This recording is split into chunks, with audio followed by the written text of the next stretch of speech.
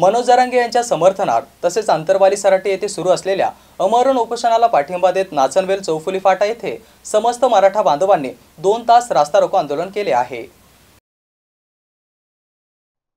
गेल्या 7-8 दिवसांपासून मनोज जरांगे यांची प्रकृती बिघडलेली आहे आणि त्यामुळे सकल मराठा समाज बांधवांनी तीव्र संताप व्यक्त करत नाचनवेल चौफुली फाटा येथे समस्त मराठा बांधवांनी 2 तास रास्ता रोको आंदोलन केले। हा रास्ता रोको आंदोलन जरांगे पाटील यांच्या मार्गदर्शन आणि नेतृत्वाखाली शांततेच्या मार्गाने करण्यात आला।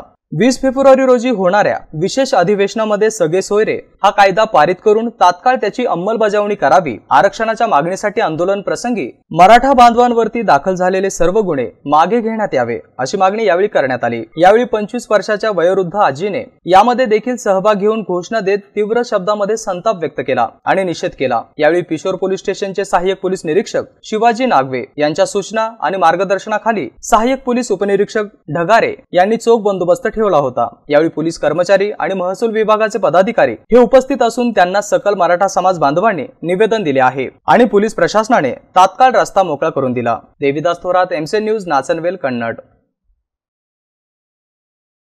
मुलाला द्या, त्यांना काहीतरी कळकळीची दयामाया येऊ द्या। मराठी तुम्ही बी, मराठी आम्ही बी म्हणा, पण आम्हाला थोडी शिकतरी त्यांना दयामाया त्या लेकरा बाळासाठी येऊ द्या म्हणा। आमच्या जरांगे पाटीलच्या मागे आम्ही भरपूर आहे।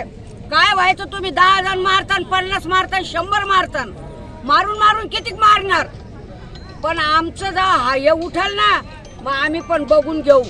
हे हात जोडून विनंती आहे माझ्या मनोरंजनाला की तो सुखाचा राहावा, त्याच्या मागे सारी पब्लिक राहील।